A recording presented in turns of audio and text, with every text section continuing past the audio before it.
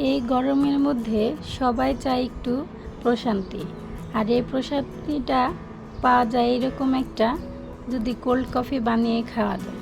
আসসালামু আলাইকুম, welcome to my channel cook with Sultana Nadia. আজকে আমি দেখাবো খুব সহজে আপনারা কিভাবে এই গরমের মধ্যে কোল্ড কফি বানিয়ে খেতে পারেন। এখানে আমি হাফ কাপ দুধ নিয়েছি। দুধটা আমি আগে থেকে জ্বালিয়ে ঠান্ডা করে রেখেছিলাম। এখন আমি এখানে 2 টেবিল চামচের মতো কফি দিয়ে এই কফিটা আমি নেড়েচেড়ে সুন্দরভাবে দুধের সাথে মিশিয়ে নেব।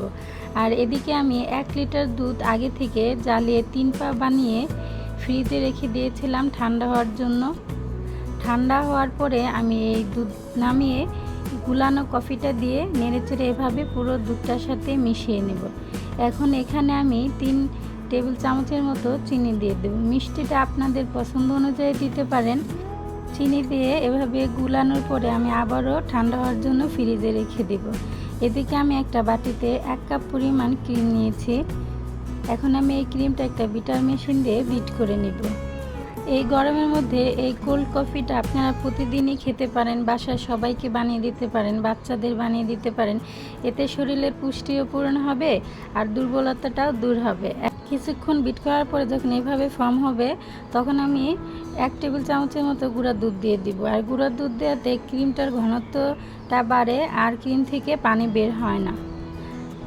আর গুঁড়ার দুধ দেওয়ার পর আমি কিছুক্ষণ বিট করে নিব। আর বিট করে নেওয়ার পর এখানে আমি হাফ চা চামচের পরিমাণ লিকুইড চকলেটটা দিয়ে দিব, দিয়ে আবার কিছুক্ষণ বিট করে নিব। যারা ফেসবুক থেকে দেখছেন আমার ফেসবুক পেজটাকে ফলো করে দেবেন, আর যারা ইউটিউব থেকে দেখছেন আমার ইউটিউব চ্যানেলটা সাবস্ক্রাইব করে দিবেন, আর ভিডিওটা বেশি বেশি করে শেয়ার করে দিবেন। আমার এখন ক্রিমটা বিট করা হয়ে গেছে। যখন এভাবে বিটার মেশিন থেকে ক্রিমটা আর পড়বে না তখন বুঝবেন যে পুরোপুরি ক্রিমটা হয়ে গেছে। আর একটা স্পেচুলারের সাহায্য নিয়ে আমি দেখিয়ে দিচ্ছি। স্পেচুলার থেকে যখন এই ক্রিমটা নিচে পড়বে না তখন আমাদের ক্রিমটা বিট করা হয়ে যাবে। এখানে আমি 3 ডিজাইনের 3টা নজল নিয়েছি, আপনারা আপনাদের ইচ্ছা অনুযায়ী নিতে পারেন। এখন আমি পরিবেশনের জন্য 2টি জুস গ্লাস নিয়ে নিয়েছি। আর এখানে লিকুইড চকলেট দিয়ে আমি এভাবে গার্নিশ করে নিয়েছি। আমি এভাবে 2টো গ্লাসে এভাবে চকলেট দিয়ে গার্নিশ করে নিব। আর আমি যেই কফিটা বানিয়ে ফ্রিজে রেখে দিয়েছিলাম ঠান্ডা হওয়ার জন্য, এখন আমি এই কফিটা এই গ্লাসের মধ্যে ঢেলে দিব। কালারটা অনেক সুন্দর আসছে আর ঘ্রাণও অসাধারণ হয়েছে। খুব সহজে বানাতে পারেন। অনেকে আবার কফি দিয়ে দুধ দিয়ে জ্বালিয়ে ঠান্ডা করে, আমি এখানে দুধটা ঠান্ডা করে কফি মিক্স করেছি। এতে কফির ঘ্রাণটা অনেক ভালো থাকে আর খেতেও বেশি মজা হয়। এখন আমি যে ক্রিমটা আমি বিট করে রেখেছিলাম আমি একটা পাইপিং ব্যাগের মধ্যে নিয়ে পছন্দ অনুযায়ী নজল দিয়ে এভাবে আমি কফির উপরে দিয়ে দিব। আপনারা আপনাদের ইচ্ছা অনুযায়ী ডিজাইনটা করতে পারেন। যেমন দেখতেও সুন্দর হয়েছে আর খেতেও অনেক মজা হয়।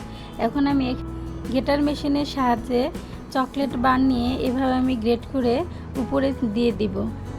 এতে দেখতেও যেমন সুন্দর হয় আর খেতেও অনেক মজা হয়।